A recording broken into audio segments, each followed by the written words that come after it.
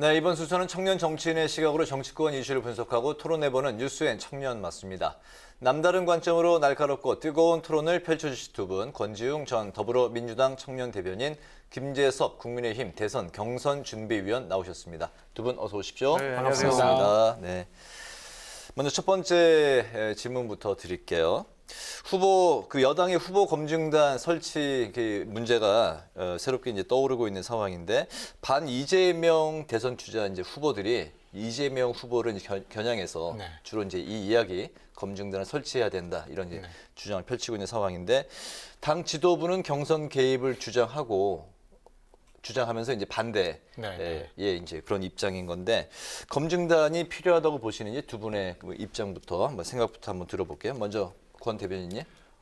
저는 사실은 그 검증단이 그러니까 별도의 어떤 수단이나 아니면 방법이 있어서 평소에 검증할 수 있는 보통 그 서로 후보들이 검증할 수 있는 것을 넘어서서 무언가를 할 수 있다고 하면 논의를 해볼 수도 있을 것 같아요. 근데 그런 수단이 없는 상황에서 굳이 그것을 따로 별도로 꾸린다고 하는 게 실질적인 어떤 이득이나 아니면 더 추가로 검증할 수 있는 부분이 없기 때문에 제가 볼 땐 좀 무리한 요구가 아닌가 그렇게 보여집니다. 현재 그 민주당 내에 그 공식적인 어떤 그 입장 같은 게 나와 있는 게 있나요? 네, 지도부 대변인은 따로 설치할 계획이 없다라고 밝혔습니다. 아, 대변인이요? 네, 알겠습니다. 어떻게 뭐 필요하다고 생각하시나요? 그 필요는 할지 몰라도 사실 현실적으로는 어렵다는 생각이 좀 듭니다. 저도 뭐 이제 4.7 재보궐선거 때 저희 후보의 경선 준비를 했었고, 이번에 전당대회를 치르면서도 경선 준비랑 뭐 선거관리를 했고, 이번에 마찬가지로 대선 때도 뭐 공교롭게도 계속 이제 선거 관리를 해왔었는데, 선거관리에서 이런 좋은 제도나 룰이 들어오는 게 바람직하긴 하지만, 사실 그 좋은 룰을 짜는 것보다 더 중요한 게 후보들이 그 경선 룰에 대한 예측 가능성을 갖는 게 훨씬 더 중요합니다. 그러니까 내가 그 어떤 상정된 룰을 가지고 이 선거운동에 임해야 되고, 거기에 맞춰서 캠프가 준비를 해왔기 때문에 더 좋은 룰이 나온다고 하더라도 그것이 갑자기 등장하게 되면 후보들이 지금까지 준비한 것들이 무산되거나 전략 자체를 다 바꿔야 되기 때문에 사실 검증단을 설치하는 게 굉장히 좋은 일이긴 하지만, 사실 검증단이라고 하는 것이 민주당 당원 단계에도 없는 내용이고, 뭐 검증단이 들어오면 또 각 후보들 간에서도 준비해야 될 내용들이 달라질 수 있기 때문에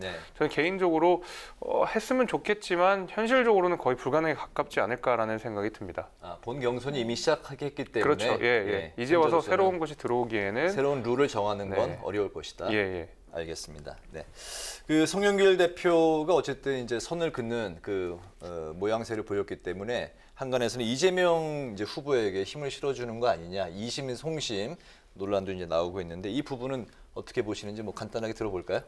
저는 그렇게 볼 부분이라기보다, 그러니까 아까 이야기 드린 대로 검증단이 별도로 할 수 있는 어떤 수단이 있다고 하면 논의해 볼 수라도 있지만, 그런 게 없는 조건에서 제가 볼 때 합리적으로 거절한 거라고 생각합니다. 근데 이것을 좀 너무 정치적으로 보고 있는 게 아닌가 싶습니다. 합리적으로 거절한 것이다. 그렇죠. 저는 근데 그 검증단이라고 하는 거지, 이제 본 경선이 시작이 됐는데 이제 와서 검증단이 설령 설치가 된다고 하더라도 어떤 역할을 할 수 있는지는 잘 모르겠어요. 사실 각 상대방 후보에서 이미 충분히 더 많은 검증들을 해오고 있기 때문에 당 차원에서 새로운 검증단을 만든다고 해서 더 추가적인 검증이 이루어질 것이냐, 전 그렇게 생각하지는 않고요. 오히려 예를 들면 지금 뭐 이낙연 전 대표와 이재명 후보 간의 경쟁이 굉장히 치열하고, 각 진영들 사이에서 이루어지는 네거티브가 굉장히 강한 수준이거든요.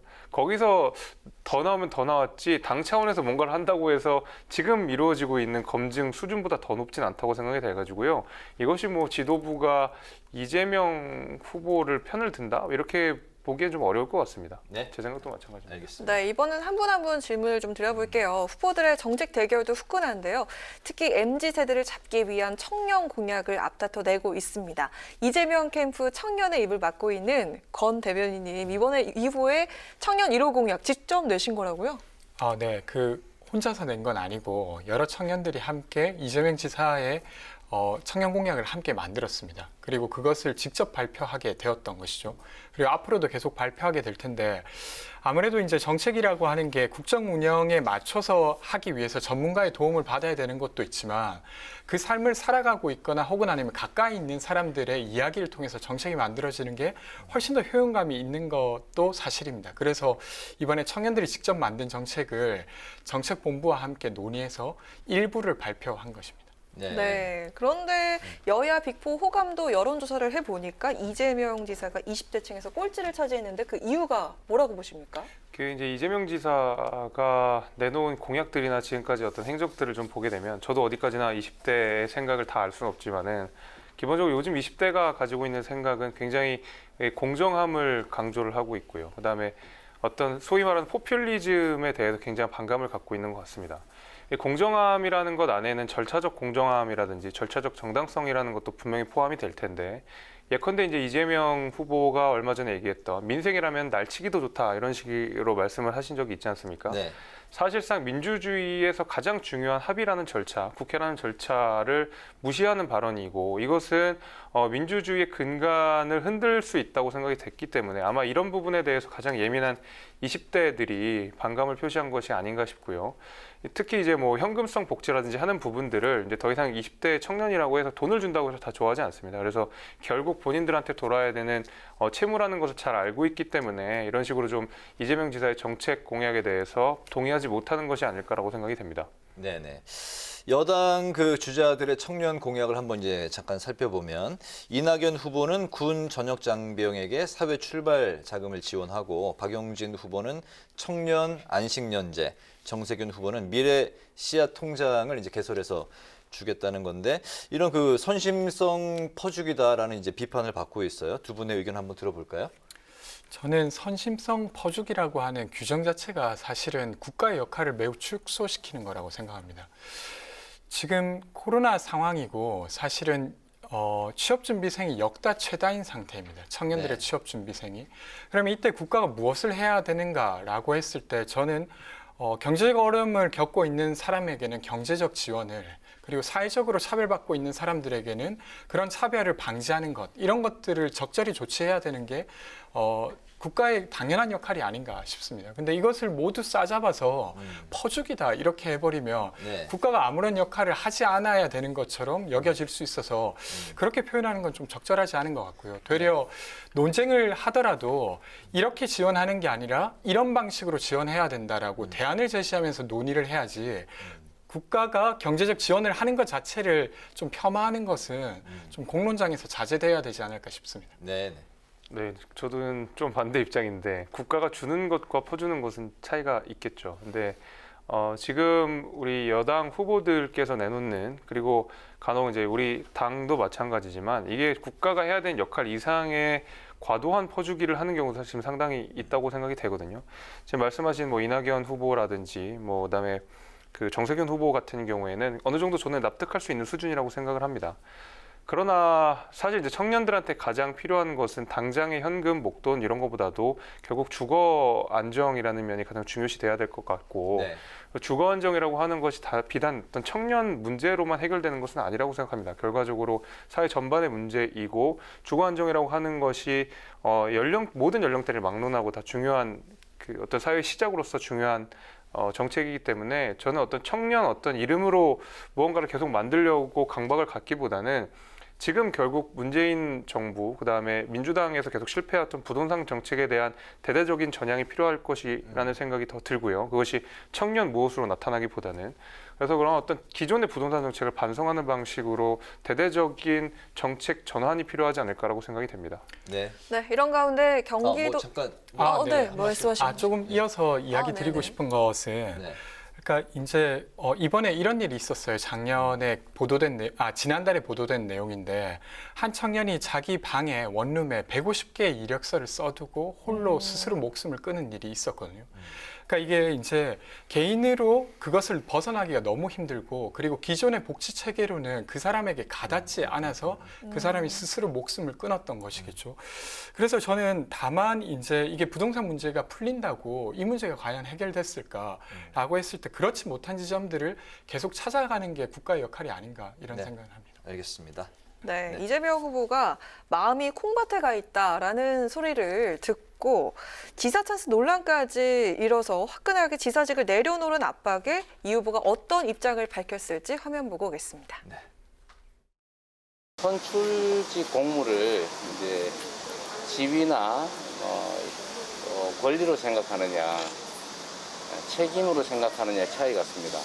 저한테 경선 완주와 도지사직 유지 둘 중 하나를 굳이 선택하라고 요구하면 도지사직을 사수하겠습니다. 자기가 정치적으로 좀 불리하다고 해서 선거운동 많이 하겠다고 사퇴한다는 게 말이 되겠습니까? 네, 이 후보가 도지사직을 사수하겠다는 입장을 밝혔는데 이거 어떻게 보셨습니까? 저는 제가 민주당 소속이긴 하지만 저렇게 입장을 낸 건 저는 잘한 일이라고 또 이야기하고 싶습니다. 아, 그래요? 왜 예. 그러냐면 그러니까 사실은 경선이라고 하는 것은 도지사직을 내려놓고 하는 게 훨씬 더 유리합니다. 왜냐하면 경기도에 있는 분들의 지지만 얻어서 되는 게 아니라 전국의 지지를 얻어야 되기 때문이죠. 근데 그럼에도 불구하고 저런 이야기를 하는 것은 사실은 어쨌건 이 경선에 나오기 이전에 네. 선출직으로 사실은 도정을 운영해 달라는 책임을 가지고 있는 거지 않습니까? 그래서 그것을 다 하면서 법적인 테두리 내에서는 그것을 최대한으로 하다가 마지막에 이제 그것을 내려놓아야만 하는 상황까지는 책임을 지겠다고 하는 게 저는 올바른 자세라고 보여지고 마지막에 내려놓는 건가요? 왜냐하면 아마 법적 시한이 있을 겁니다. 대통령 후보가 되기 위해서. 90일이요? 네. 네네. 그럼 그 시간까지는 책임진다고 하는 모습이 저는 이재명 지사뿐만 아니라 앞으로도 이 어떤 여러 가지 경선들이 있을 텐데 그때마다 선출직 공무원들이 가져야 될 모습이 아닌가 싶습니다. 12월 초까지는 내려놓겠네요. 그러면 네. 90일 전이면 네, 알겠습니다. 글쎄요, 저는 뭐 전혀 그렇게 생각하지는 않고 그 후보 경쟁력이라는 면에 있어서는 오히려 후보 지사직을 내려놓는 게 맞을 수도 있겠죠. 훨씬 그러니까 도지사가 지켜야 되는 여러 가지 뭐 정치적 중립성이라든지 혹은 업무 이제 과업들이 굉장히 많기 때문에 후보 경쟁력 자체로 보면 오히려 도지사직을 놔둘 수도 있는데 저는 이재명 지사가 얘기한 대로 책임이라는 이유로 사실 도지사직을 유지한다고 하지 않았습니까? 저는 저 굉장히 위선이라고 생각을 하는데요. 그 책임이라는 것은 결국에는 그 지사직을 맡으면서 본인의 업무를 다 할 수 있을 때 책임이라는 말을 할 수 있는 것이지 지금 누가 봐도 이재명 지사가 경기도지사로서 책무를 다한다고 생각하지 않습니다. 전 국민 그 어느 누구도 생각하지 않습니다. 이럴 때는 오히려 차라리 권한대행을 통해서 그 다음에 충분히 실무적으로 공백이 없이 상태로 만들어 놓고 빠져나가는 것이 사실 오히려 더 책임에 가까운 얘기인 것이지 도지사직을 유지하면서 그다음에 도정의 공백이 분명히 발생하는 것을 알매도 불구하고 책임이라는 이야기를 하는 것은 저는 사실 그냥 어떤 변명밖에는 안 된다라고 생각을 합니다. 네, 알겠습니다. 자, 이번에 그 야권으로 한번 가볼까요? 제1야당 경선판도 소란스러운 상황인데요. 빅3라고 불리는 윤석열, 최재형, 홍준표 후보. 원팀 이벤트였던 봉사활동에 이어서 경선 후보 전체 회의에도 불참을 하면서 지도부 패싱 논란이 거세지고 있습니다. 한번 들어볼까요?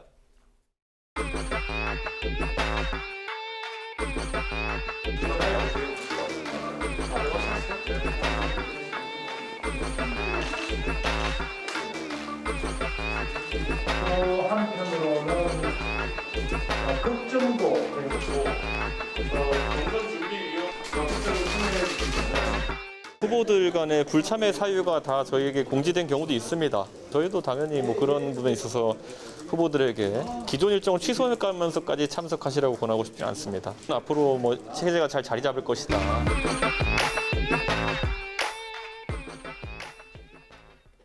네, 이번엔 김재섭 위원께만 질문을 드릴게요. 이른바 유력 주자들의 지도부 패싱 논란, 경선 준비위원으로서 어떻게 보고 계신가요? 이거는 제가 뭐 누구보다 잘 설명해드릴 수가 있는데요. 저거를 이제 지도부 패싱이라고 볼 수가 없는 사안이었습니다. 왜냐하면 크게 이제 문제가 된 것이 일단 봉사활동이 있었는데 그 봉사활동에 가장 유력한 주자라고 불리는 윤석열, 최재형, 유승민, 홍준표 의원이 안 나왔다는 것이고 두 번째 대선 경선 후보 간담회에 또 비슷한 인원들이 안 왔다는 것인데 이게 이준석 대표가 애초에 기획한 내용이 아닙니다. 애초에 이준석 대표가 만든 어떤 행사에 그들이 오지 않았다고 대부분 언론에서 비춰지고 있는데요. 지금 이 행사는 전적으로 경선 준비 위해서 만들어진 행사고요. 네. 봉사활동 같은 경우에는 저번 주에 만든 거였고, 그다음에 대선 후보 간담회는 이번 주에 논의가 된 내용입니다. 그러니까 시간적으로 굉장히 촉박한 상태에서 각 후보 캠프에게 공지를 한 바가 있습니다.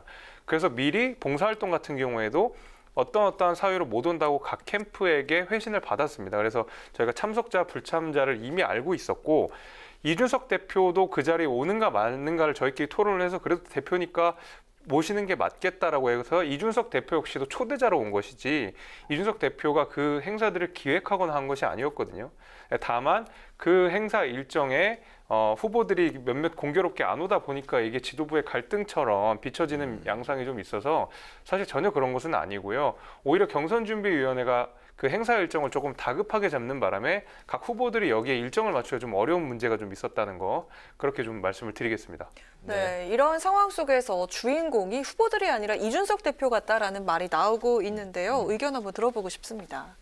저는 그 후보와 지도부 사이에 약간 합이 안 맞는 문제는 있지만 이것이 이준석 대표가 튀는 문제 때문인가라고 했을 때 그렇게 생각하지는 않습니다. 네. 되려 저는 지금 이 상황을 오합지졸 이렇게 표현하는 게 더 적절할 것 같은데요. 그러니까 후보들 사이에 어떤 질서가 없는 느낌? 그러니까 그 질서를 잡는 건 지도부인데 그것을 잘 따르지 않는 어떤 군사의 모습을 되려 떠올리게 하는 것이고, 그래서 이걸 가지고 이제 사실은 이준석 대표가 과도하게 요청해서 이렇게 이런 상황이 됐다라고 말하기는 어려울 것 같아요. 사실은 아까 이야기해 주신 대로 네. 행사 2번밖에 없지 않았습니까? 그것이 저는 과도하다고 생각도 안 되기 때문에 더 네. 그렇습니다. 네.